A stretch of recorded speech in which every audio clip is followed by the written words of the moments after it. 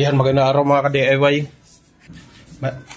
Magbubuo pala ako ngayon ng ng piso wifi.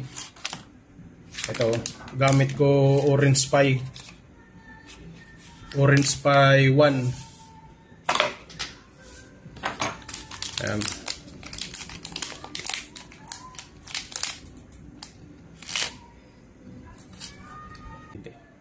Yan, baling simpleng simpleng diagram lang yung gagamitin ko dito. Yung software pala na gagamitin ko, LPB yung gagamitin ko. Ayan, Orange Pi. Ito with relay yan ang ayan. Bali yan yung diagram na susundin ko. May release siya. Tapos kaya pala LPB yung gamit ko. Ayan, mayroon pa akong natitirang license na hindi nagamit. Ito, unused license. Bali, 4 kasi yung license ko. Ayan, itong 3 gamit na to eh. Naka-deploy na to yung 3.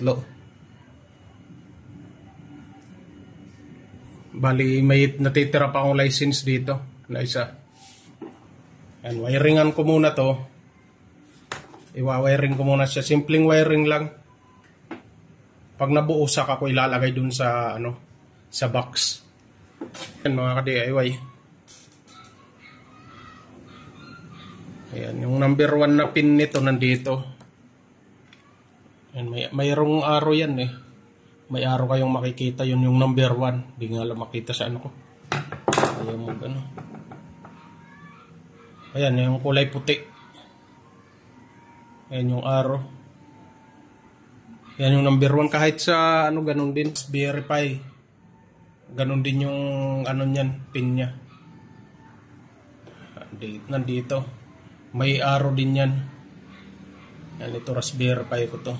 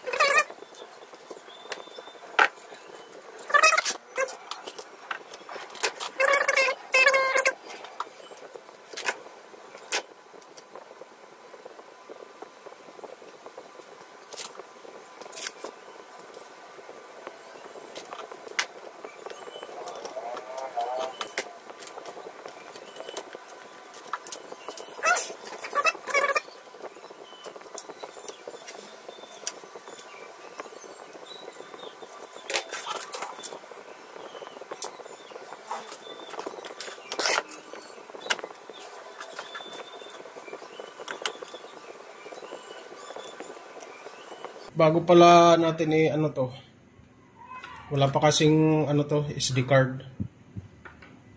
Yan, wala pang nakakabit. Magda-download muna ako ng software. Yung SD card na gagamitin ko, danlaran ko muna ng software ng LPB. Mag-plus ako. Plus gamit tong Balina Etcher yung gagamitin ko. Ayan, Balina Etcher. Tapos plus tayo. Yan, may naka-extract na akong files ng software. Meron akong pang RPI, may pang Orange Pi. Gagamitin kong Orange Pi. Ayan, Orange Pi 15.3. Itong Orange Pi. Ayan, yan yung image na i-plus natin. Open. Tapos plus. Ayan.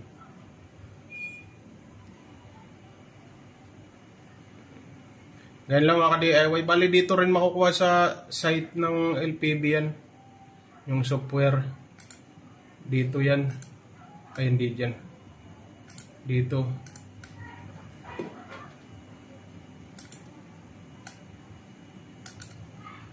Dito yan, no? Sa LPB. Yan. Mamimili ka lang dyan kung Orange Pi o Raspberry. Diyan na lang magda-download. Pagkatapos ma-download, i-extract lang. Ganyan lang yan. Ayun, antayin ko lang mga DIY, 28%.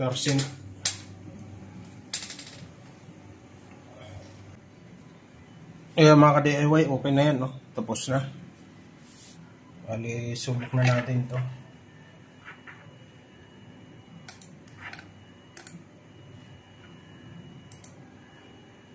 Yan, subok na natin.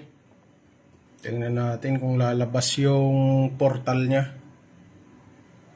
Kung makakakonect tayo.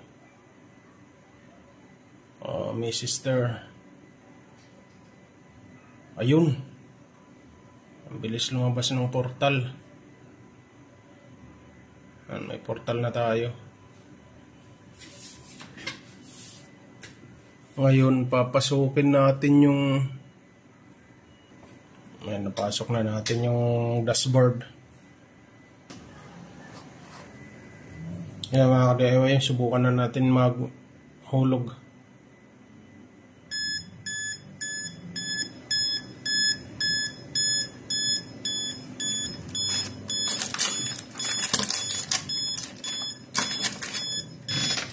₱5.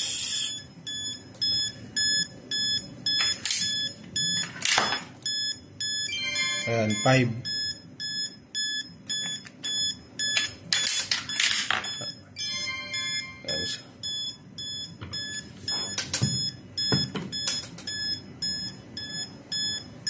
Ayan, bali sa yung ninulog ko.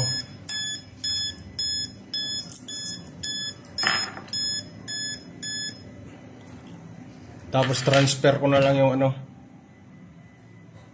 yung license. Nakaano pa kasi to eh. Tingnan mo, naka-trial lang to eh. Yan, pagbago yan, lang yan eh, admin.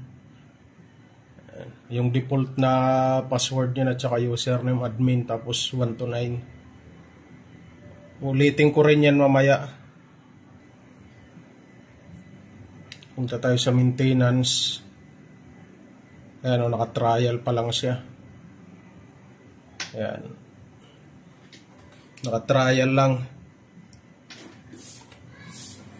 Ilagay natin yung isa kong natitirang license na LPB. Ayan, bali. Dagdag muna tayo ng LPB. Ayan, lalagin lang ako.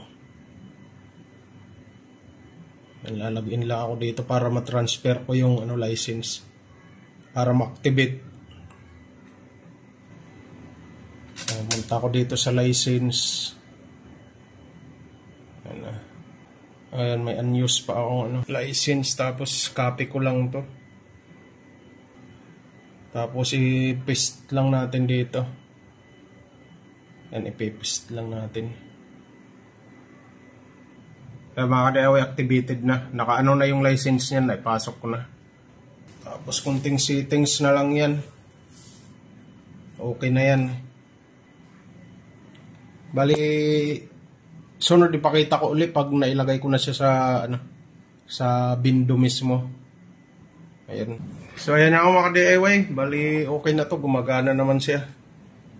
Sakto yung hulog, ang bigay na coins pag hinuhulugan.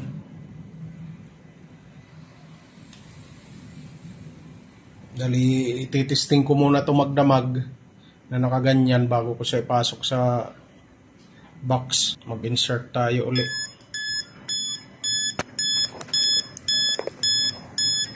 And insert money tayo. 5. Ayan, 5.